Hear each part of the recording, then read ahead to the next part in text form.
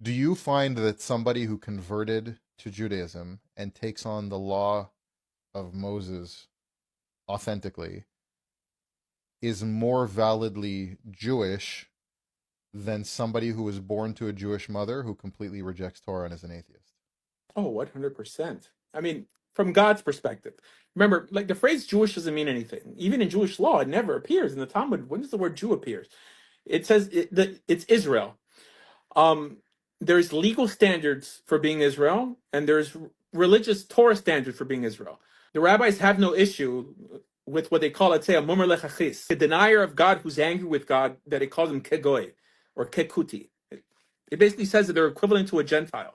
That doesn't mean that their kiddushin is invalid, meaning that, yes, today I can marry George Soros or Bat Cohen.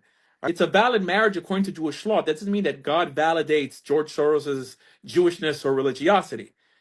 So it's for sure a meritocracy. If someone strives to keep Torah law and they identify with the covenant, which is essentially what Jewish really means, right? Like if we had a phrase for our belief system, it should be Torah covenant. If you're part of that covenant, then you're clearly head and shoulders above someone who isn't part of that covenant. And it's not a covenant that you can be born into. Every Jewish person or halakhically Jewish person in their life has to come to that point where they decide to follow Torah. Now, some people are born with the silver spoon in their mouth. They have certain advantages, right? So yes, being born of a Jewish family could mean that you have access to a great Jewish education that a convert may not have had.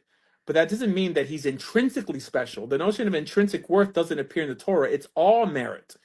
Circumstance and luck applies to every aspect of life. And yes, if you happen to have been born of a Jewish family, you have access to a lot of the areas that a non-Jew may not have access to. But at the end of the day, if you choose Torah, if you strive to be a decent person, you're going to be head and shoulders above someone who merely just has a Jewish mother and a Jewish pedigree, but doesn't believe in God or Torah.